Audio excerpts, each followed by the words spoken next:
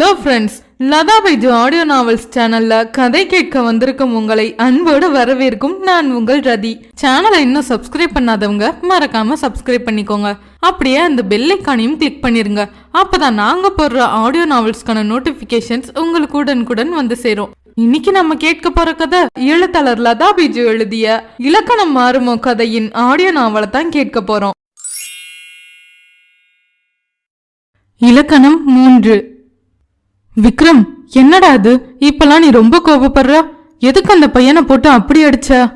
கேட்டுக்கொண்டே விளையாட்டு மைதானத்தின் படிக்கட்டில் அமர்ந்திருந்த நண்பனின் அருகில் அமர்ந்தான் வினோத். கோதுமை நிறத்தில் 6 அடி உயரத்தில் லட்சணமாய் இருந்த விக்ரமின் கண்களில் ஒரு வேட்டை புலியின் தீட்சண்யம் இருந்தது. அழகான முடியை ஒதுக்காமல் அலட்சியமாய் விட்டிருந்தான். சிரிப்பை மறந்து போன முகத்தில் ஒரு சூரத்தனம் இருந்தது. திடகாத்திரமான அவனது உடல் ரெகுலராய் ஜிம்முக்கு செல்பவன் என்பதை உணர்த்தியது. இருவரும் MCA இறுதியாண்டு மாணவர்கள். நண்பனின் கேள்விக்கு பதில் சொல்லாமல் எங்கோ வெறித்து கொண்டு அமர்ந்திருந்தான் விக்ரம். அவனது தோளில் ஆதரவாய் கை வைத்த வினோத், என்ன யோசிச்சுட்டு இருக்க? நான் கேட்டதுக்கு பதில் சொல்லு, என்ன பிரச்சனை என்றான் அமைதியாக. அவனை தீர்க்கமாய் பார்த்த விக்ரமின் கண்ணில் ஒரு வலி தெரிந்தது. பிரச்சனை எனக்கு இல்லடா, பொண்ணுகளை வெறும் சதப்பிண்டங்களா மட்டும் பார்க்கிற இந்த சமூகத்துக்கு தான் என்றவனின் கண்ணில் ஒரு வெறுப்பு தெரிந்தது. என்னடா விக்ரம், நான் என்ன கேட்டேன், நீ என்ன சொல்ற? அந்த பையன் என்ன பண்ணுனான் தெரியுமா என்றவனின் கோதுமை நிற முகத்தை ரத்தம் தாறுமாறாய் பாய்ந்து சிவப்பாக்கியது. என்னடா பண்ணுனா? நான் அங்க இல்லையே, நீ சொன்னாதானே தெரியும் என்றான் வினோத். கேன்டீன்ல கேர்ள்ஸ் இருந்தாங்கல்ல, ஒரு பொண்ணு டாப்ஸ் கழுத்தி இறங்கி இருந்துச்சு. செல்ஃபி எடுக்கிற மாதிரி காட்டிட்டு அந்த பொண்ணோட முன்பாகத்தை ஜூம் பண்ணி போட்டோ எடுக்க போனான். இது எதுவும் தெரியாம அந்த பொண்ணுங்க பேசி சிரிச்சுட்டு இருக்காங்க. எல்லாரும் முன்னாடி அந்த பொண்ணுங்க கிட்ட போய் என்னால சொல்லவும் முடியல. அதான் எழுந்து அவனோட மொபைலை புடுங்கினேன். அவன் மிரண்டுட்டான். ஓங்கி ஒரு அறை விட்டுட்டு மெமரி கார்டை எடுத்துட்டேன். கழுத்து நரம்பு புடைத்து நிற்க கூறியவனின் முகத்தில் கோபத்தின் ஜுவாலைகள்.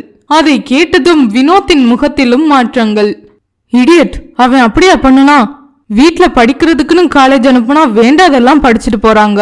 ஊரா வீட்டு பொண்ண கண்ட மாதிரி பாக்குறதாலதான் அவன் வீட்டு பொண்ண வேற ஒருத்தன் பாக்குறான். இவனுங்களுக்கெல்லாம் எப்பதான் புத்தி வர போகுதோ என்று சீறினான். புத்தி வராதடா, நாம தான் வர வைக்கணும். சின்ன பையன், எல்லாரும் முன்னாடியும் விஷயத்த சொல்லி அவன் படிப்பு பாதிக்க கூடாதுன்னு ஒரு அடியோட நிறுத்திட்டேன்.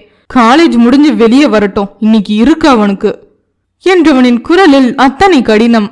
சரிடா, எதை பண்ணுனாலும் உன் படிப்புக்கு பாதிப்பு வராம பாத்துக்கோ. இன்னும் கொஞ்சம் மாசம்தான், கொஞ்சம் பொறுமையாரு, இல்லைனா பேரு கேட்டு போயிடும் என்றவனின் குரலில் நண்பனின் மீதான புரிதலும் அக்கறையும் சேர்ந்தே இருந்தது. விக்ரமின் பார்வை மீண்டும் ஒரே இடத்திலேயே நிலைத்திருக்க வினோத்தின் பார்வை விக்ரமை பற்றிய நினைவில் கலங்கியது. விக்ரம் அவனது கல்லூரியின் கனவு நாயகன், அழகும் குறும்புத்தனமும் நிறைந்தவன். அவனது கல்லூரி பருவத்தின் தொடக்கத்தில் தந்தை மாரடைப்பில் இறந்திருக்க தாய் குடும்ப பொறுப்பை ஏற்றுக்கொண்டு கிடைத்த பென்ஷனில் சிக்கனமாய் குடும்பத்தை பார்த்து கொண்டார். அவனது ஒரே செல்ல தங்கை வினயா. வீட்டுக்கு ஒரே பிள்ளையாயிருந்த விக்ரம் தம்பி தங்கைக்காக ஏங்கிக் கொண்டிருந்த சமயத்தில் அவனது 10வது வயதில் அன்னையின் வயிற்றில் பூத்த அழகு மலர். பெற்றது மட்டும்தான் அன்னை. தங்கையை கண்ணும் கருத்துமாய் பார்த்து கொண்டு அவளுக்கு எல்லாமுமாய் இருந்தது அண்ணனே. தங்கையின் 9ஆம் வயதில் தந்தை இறந்துவிட 19 வயதான விக்ரம் அவளை தந்தை போல் பொறுப்புடன் பார்த்து கொண்டான். என்ன கவனித்தும் பயனில்லாமல் அந்த இளம் குருத்து முட்டாகும் முன்னே ஒரு கயவனின் கையில் சிக்கி சின்ன பின்னமாக்கப்பட்டது. வினயாவின் 12ஆம் வயதில் அவர்களது உறவுக்காரன் ஒருவரால் பாலியல் தொல்லைக்கு ஆளான வினயா எதிர்கால கனவுகளை நிறுத்தி நிகழ்கால நினைவுகளை இழந்து எதிர்காலம் சூன்யமாக வெறும் சடலமாக கிடந்தாள். மருத்துவமனையில் தங்கையின் நிலை கண்டு கதறிய விக்ரம் தாயின் பாறையாய் இறுகிய முகம் கண்டு உறைந்தான். வேதனையில் கழிந்த நிமிடங்கள். போலீஸ் விசாரணை நடத்தி கொண்டிருக்க அன்று முழுவதும் மகளை விட்டு நீங்காமல் இருந்த அவன் அன்னை வீட்டுக்கு சென்று வருவதாக கூறி கிளம்பினார். திரும்பி வந்தவரின் முகத்தில் ஒரு தெளிவு வந்திருக்க அடுத்த நாள் காலையில் அவனது அன்னைக்கும் தங்கைக்கும் விடியவே இல்லை. அன்றைய நாளிதழில் அந்த குற்றவாளியை யாரோ துடிதுடிக்க வெட்டி கொன்ற செய்தி வந்திருந்தது. அவனை கொன்றுவிட்ட திருப்தியில்தான் தன் மூச்சையும் மகளது மூச்சையும் நிறுத்தி கொண்டார் அந்த அன்னை. இரவு முழுதும் தங்கையை நினைத்து அழுது களைத்த விக்ரம் காலையில் உறவுகளின் உயிரற்ற உடல்களைத்தான் கண்டான். கண்ணீர் வற்றி போக மட்டும் கதறி புலம்பியவனை அவனது உற்ற நண்பனான வினோத்தின் நட்பு மட்டுமே மீட்டு வந்தது. படிப்பையே மறந்து கல்லூரிக்கு செல்லாமல் இருந்தவனை வேறு ஊரில் தான் படித்து வந்த கல்லூரிக்கே மாற்றி அவனுடன் ஹாஸ்டலில் தங்க வைத்து பார்த்து கொண்டான். ஒரு வருடமாகியும் தாய் தங்கையின் நினைவில் கலங்குபவனை தேற்றும் வழியறியாமல் கண்ணீரை மறைத்துக் கொள்வான் வினோத். புதிய கல்லூரியில் விக்ரமின் பார்வையும் செயலும் பழக்கங்களும் மாறியிருந்தன. பெண்களிடம் அவமரியாதையாய் பழகுபவர்களை தண்டிக்க தொடங்கியிருந்தான்.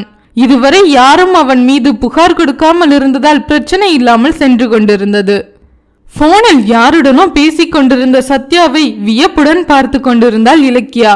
அவன் முகத்தில் கோபம் தெரிந்தாலும் வார்த்தைகளில் வெளிப்படுத்திக் கொள்ளாமல் அத்தனை நிதானமாய் பொறுமையாய் பேசிக் கொண்டிருந்தான். இங்க பாரு கனகு, நம்ம வண்டியோட பேப்பர்ஸ் எல்லாமே பக்காவா இருக்கு. அப்புறம் எதுக்கு செக் போஸ்ட்ல நம்ம லோடு வண்டியை பிடிச்சு வைக்கணும்? நீ பேப்பர் எல்லாம் காட்டி வண்டியை விட சொல்ல வேண்டியது தானே? இல்லைங்கய்யா, அது பர்மிட் பேப்பரை லாரி ஆபீஸ்லயே மறந்து வச்சுட்டு என்று அந்த டிரைவர் கனகு தயங்கவும் கோபம் தலைக்கேறினாலும் பொறுமையாய் பேசிக் கொண்டிருந்தான். சரி, நீ அங்கே இரு, ஆபீஸ்ல இருந்து யாரையாவது பேப்பரோட வர சொல்றேன் என்றவன் போனை கட் பண்ணி விட்டு வேறு யாருக்கோ அழைத்து வேண்டிய ஏற்பாடுகளை செய்தான். பேசிக்கொண்டே முன்வாசலுக்கு சென்றவனை பார்த்து கொண்டு மடியில் வைத்திருந்த சின்ன பாத்திரத்தில் இருந்த திராட்சைகளை காலி செய்து கொண்டிருந்தாள் இலக்கியா. கருவாச்சி, இருக்கிற கருப்பு பத்தாதுன்னு கருப்பு திராட்சை வேற திங்கிரியாக்கும். நீ பாக்குற பார்வையில என் பேரை உருகி காணாம போயிருவான் போல இருக்கு. முதல்ல அவனுக்கு சுத்தி போடணும் என்று சொல்லிக்கொண்டே அங்கு வந்த பாட்டியை முறைத்தாள் இலக்கியா. வெள்ளச்சி, எவ்வளவு சொன்னாலும் நீ அடங்கவே மாட்டியா? உன் பேரை என்ன பனிக்கட்டியா என்ன? நான் பார்த்ததும் அப்படியே உருகி கரைஞ்சு போறதுக்கு என்று சொல்லிக்கொண்டே கைக்கும் வாய்க்கும் திராட்சை பரிமாற்றம் நடத்தி கொண்டிருந்தாள். நீ சொன்னாலும் சொல்லலைனாலும் என் பேரன் பனிக்கட்டி தாண்டி.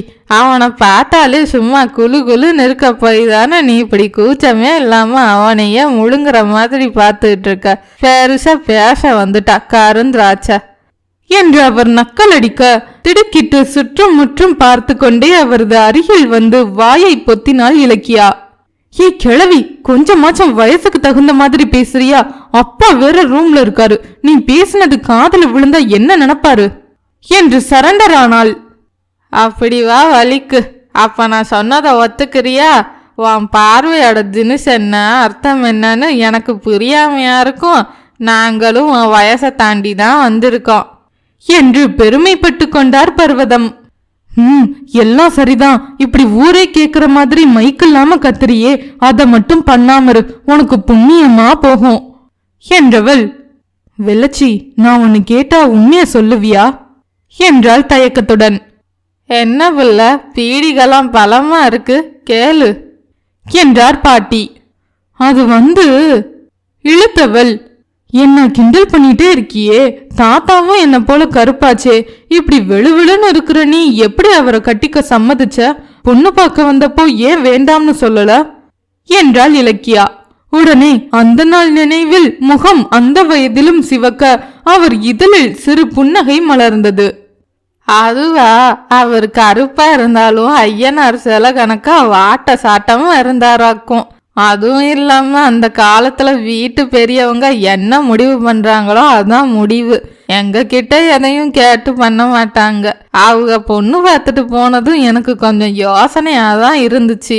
வெங்கல சில மாதிரி இருக்க நமக்கு கருப்பு ஐயனார் கணக்கா ஒரு புருஷனான்னு. அப்புறம் கல்யாணம் ஆகி அவங்களோட வாழ தொடங்கினதும் அவங்க நேரம் பெருசா தெரியல. அந்த அன்பும் குணமும் தான் பெருசா தெரிஞ்சிச்சு. குடும்பம் நடத்த நேரம் எதுக்கு? அவர் மனசு ரொம்ப பிடிச்சிருந்துச்சு. அதுல நேரம் காணாம போயிருச்சு என்றவரின் விழிகள் கணவனின் நினைவில் கசிந்திருந்தன. தாத்தாவை பத்தி பேசினா மட்டும் இப்படி வக்கனையா பேசுறியே, என்ன மட்டும் எதுக்கு கருப்பின்னு கேலி பண்ற என்று சினிங்கினாள் பேத்தி.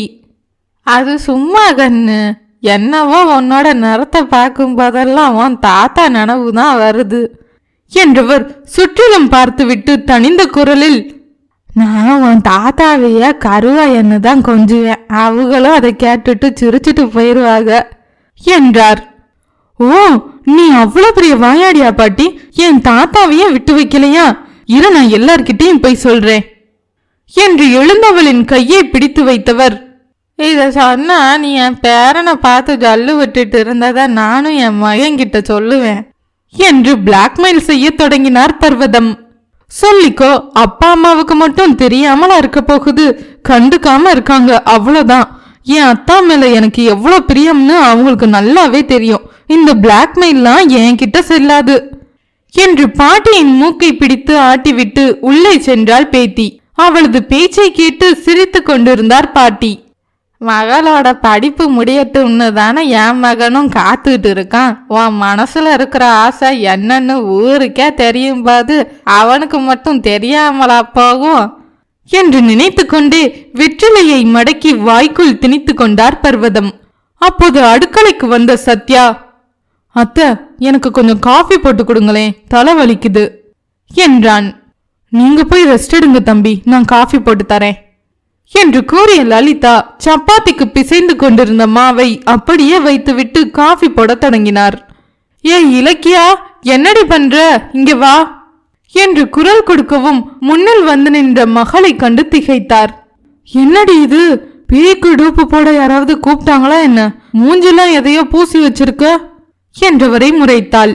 வேண்டாமா என்று கண்ணை உருட்டியவள், இது ஃபேஸ் பேக்மா, டிவில புதுசா காமிச்சான், அதான் போட்டு பார்க்கலாம்னு வாங்கினேன் என்று சினிங்கினாள் மகள். ஐயையோ, இதெல்லாம் பார்க்கணும்னு எங்க தலையெழுத்து. இந்தா, இந்த காஃபியா சத்யா தம்பிக்கு போய் கொடு என்று ஒரு கோப்பையை நீட்டினார். சந்தோஷத்துடன் வாங்கி கொண்டு சத்யாவின் அறைக்கு சென்றாள். உரிமையோடு கதவை திறந்து உள்ளே வந்தவள் கட்டிலில் கண்ணை மூடி படுத்திருந்த சத்யாவின் அருகில் சென்றாள்.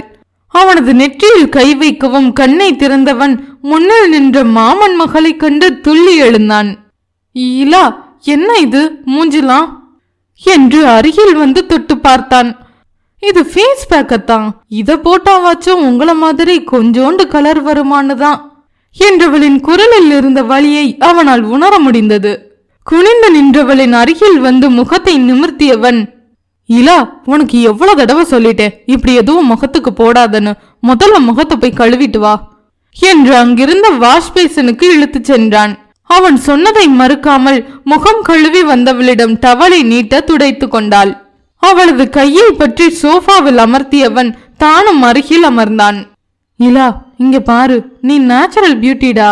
கோவில் சில மாதிரி இருக்கிற உனக்கு இந்த சிவந்த தோல் மேல எதுக்கு இவ்வளவு மோகம்? இது நிரந்தரம் இல்ல, அத புரிஞ்சுக்கோ. உன்னோட நிமிர்வு தான் உனக்கு அழகு என்றான் அவன். அவன் சொல்லவும் அவனது முகத்தையே ஆசையுடன் நோக்கியவள் அவனது கன்னத்தில் முத்தமிட்டு எழுந்து வெளியே ஓடிவிட்டாள். கருப்பாக பிறந்தது என் குற்றம் அல்ல, அதை வெறும் நிறமாக பார்க்காதது உன் குற்றமே. சூரியனின் கதிரில் நான் கருத்து போவதில்லை, கொட்டும் பனியிலும் நிறம் மங்கி வாடவில்லை. வருத்தப்பட்டாலும் என் கருப்பு நிறம் மாறப்போவதில்லை. நோய்படுக்கையிலும் இறப்பிலும் நான் கருப்புதான். இடத்துக்கு இடம் மனம் மாறும், சந்தர்ப்பத்துக்கு ஏற்ப குணம் மாறும். பச்சாந்தி மனிதருக்குள் யாருக்கும் தீங்கு நினைக்காத, யார் மனதையும் புண்படுத்தாத, யாருக்கும் நன்மையே வேண்டும். நல்ல மனம் கொண்டதில் நான் என்றுமே வெண்மைதான். இந்த கதை உங்களுக்கு பிடிச்சிருந்தால் லைக் பண்ணுங்க, கமெண்ட் பண்ணுங்க, மறக்காம ஷேர் பண்ணுங்க.